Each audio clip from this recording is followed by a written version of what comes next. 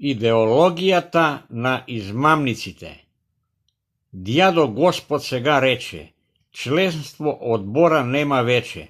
Тамо долу измамническото течение прави политическо богослужение. Всички лжат и маслосват, като предатели патриоти, чрез даренија пари взимат, политиката превзимат. Председател под опш знаменател, до него ергена со шешира, с бујна песен, на устата без мотика в раката. Тропчо идва, тропчо тича, Българија с думи, тој обича, сега ходи, хитро скрача, да заграби од колача, од младини, своји рани. Тој зъби се на тирани, фудбал решил да играе и за Левски стало бае. Цел живот тој почива, пие лапа, топла скара, 2 пати глава навежда, 2 дипломи тој урежда, работни места продават, в живота те внимават, азбуката сега учат, дисертација да получат. Никога не казват стига, с лъжите се въздигат, лъжат, мътат и подреждат, српски форуми разглеждат. Предателските идеали са на всички додеали. Хаджи Генчо е в чужбина да научи за доктрина. Клинтон вече обрч стега.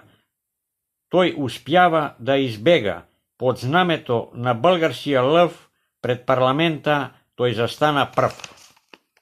6 месеци отминават, спомените пак остават, всичко српско тој отрича, българска историја велича.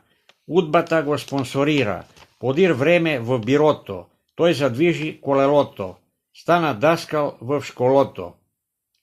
Често в Софија тој ходи, посештава агенцијата, българско гражданство урежда и законите надглежда, скат телевизија, предава емисија, Тропчо плаче и лудува, българското знаме целува.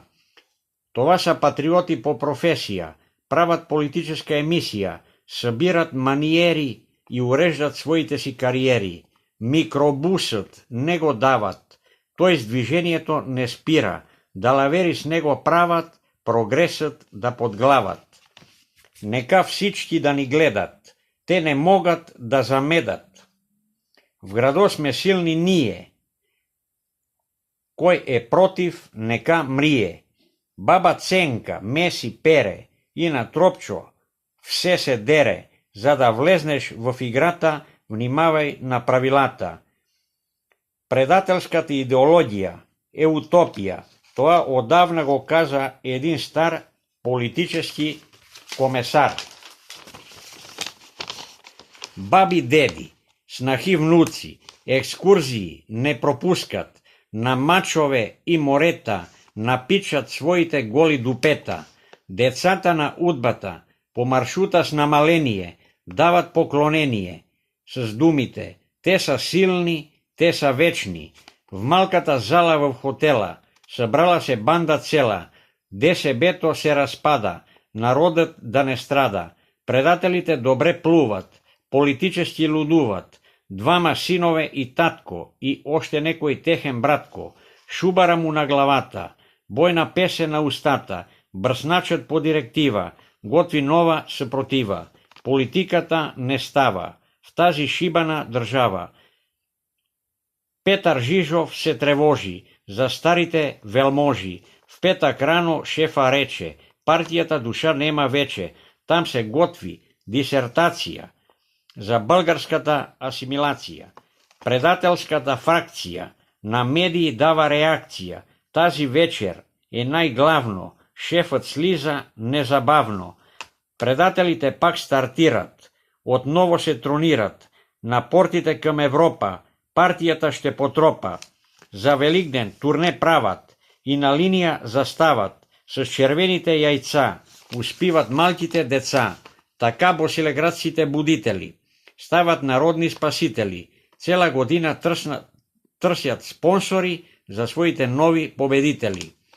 Измамниците пак стартират, бюст паметник на Лев си монтират, разни ТВ вкъщи събират и изпредателите се компенсират.